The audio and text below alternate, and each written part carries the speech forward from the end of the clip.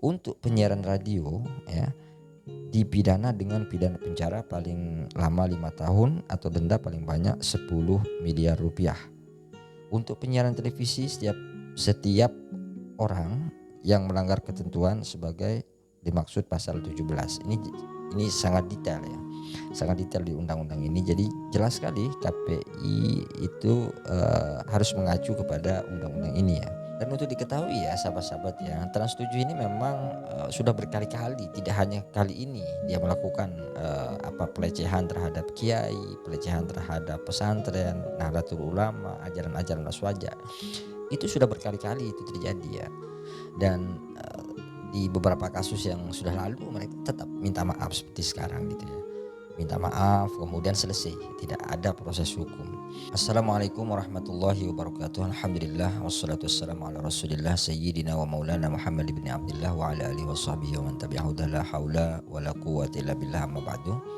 Sahabat-sahabat Guru Ngaji, selamat datang kembali di channel ini. Mudah-mudahan kita semua senantiasa dalam keadaan sehat walafiat, senantiasa dalam lindungan Allah Subhanahu wa taala. Amin ya rabbal alamin.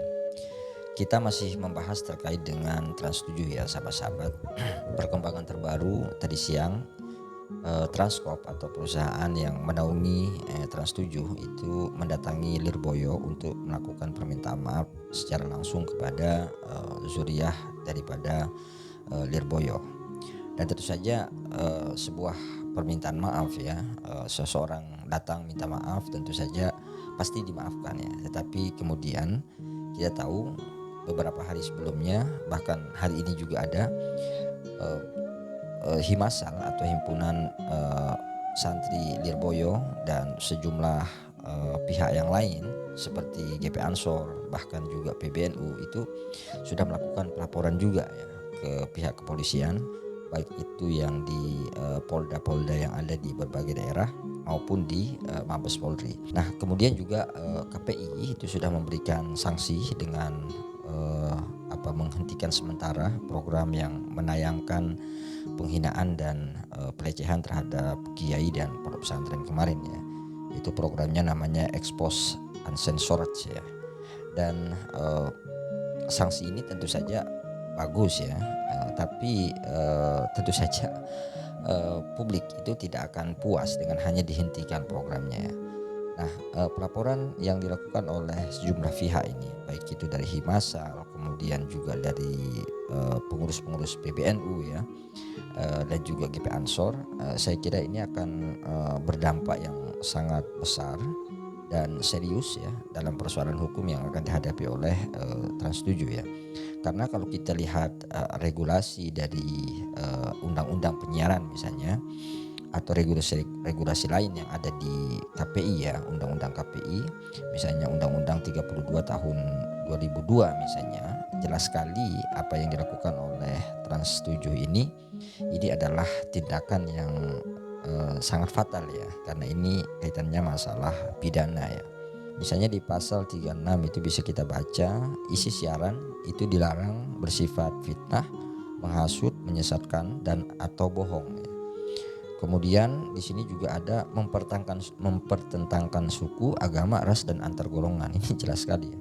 Kemudian isi siaran dilarang memperolokkan, merendahkan, melecehkan dan atau mengabaikan nilai-nilai agama, ya, martabat manusia Indonesia atau merusak hubungan internasional.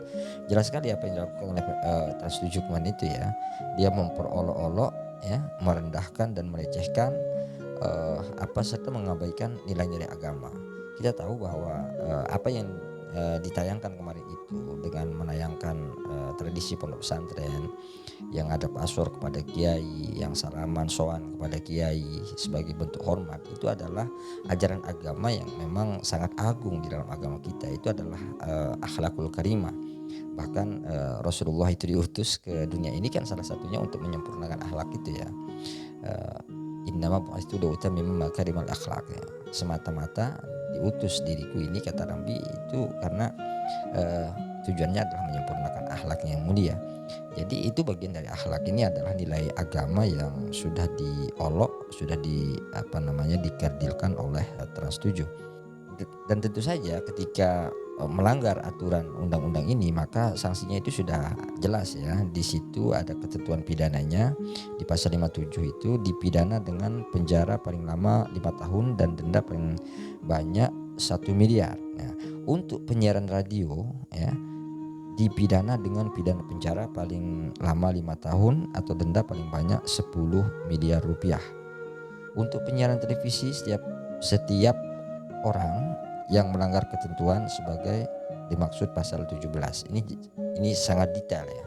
Sangat detail di undang-undang ini. Jadi jelas sekali KPI itu harus mengacu kepada undang-undang ini ya. Nah, begitu juga kalau kita buka peraturan dari Komisi Penyiaran Indonesia ya nomor 3 tahun 2007. Di sini malah lebih detail lagi ya, disebutkan misalnya di situ di pasal 14, lembaga penyiaran yang menyajikan program dengan lokasi atau suasana sekolah harus memenuhi ketentuan sebagai berikut ini. Pertama, dibuat sesuai dengan norma dan nilai yang berlaku dalam masyarakat. Nah, ini jelas sekali ya, bertentangan dengan nilai-nilai pesantren itu, penyiaran itu. Kemudian tidak mengandung muatan yang melecehkan sekolah sebagai lembaga pendidikan. Kemudian tidak menjatuhkan citra guru sebagai pendidik dengan penggambaran yang buruk. Kemudian tidak menampilkan cara berpakaian siswa dan guru yang menonjolkan seksualitas. Ini sangat detail ya. Jadi tidak ada ruang sedikit pun Trans 7 itu akan berkedip dari persoalan hukum ini. Jadi kalaupun dia sudah minta maaf ya kepada keluarga Lirboyo, tetapi santri dan pesantren seluruh Indonesia tidak mungkin akan bisa memaafkan Trans 7 ini. Dan untuk diketahui ya sahabat-sahabat ya, Trans 7 ini memang sudah berkali-kali, tidak hanya kali ini dia melakukan pelecehan terhadap kiai, pelecehan terhadap pesantren, Nahdlatul Ulama, ajaran-ajaran Aswaja. Itu sudah berkali-kali itu terjadi ya. Kita tahu misalnya tahun 2013 itu lewat program Khazanahnya itu, dia bikin satu acara judulnya itu Kupas Tuntas Syirik Besar ya. Itu dia kritik terkait dengan ziarah kubur, tentang tahlilan, tentang orang melayat di kuburan, dan semuanya itu menyerang amalan-amalan Ahlus Sunnah wal Jamaah. Begitu juga tahun 2017 itu ada acaranya yang namanya itu Berita Islam Masa Kini. Di situ juga sama yang mengolok-olok tradisi Nahdlatul Ulama, mengolok-olok ya amaliyah Aswaja, dan di beberapa kasus yang sudah lalu mereka tetap minta maaf seperti sekarang gitu ya. Minta maaf kemudian selesai, tidak ada proses hukum. Nah, saya kira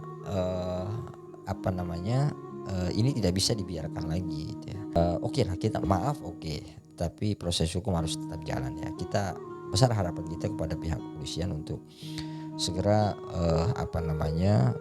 meningkatkan kasus ini ke proses penyidikan, karena laporan sudah banyak sekali yang masuk baik itu dari daerah maupun di Mabes Polri.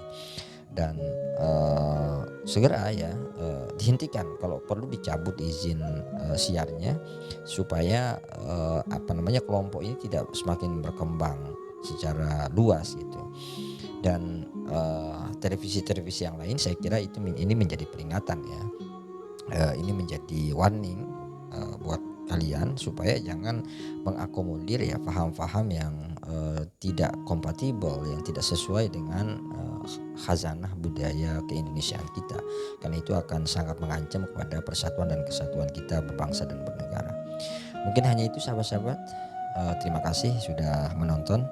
Allahul muwaffiq ila aqwamit thoriq. Wassalamualaikum warahmatullahi wabarakatuh.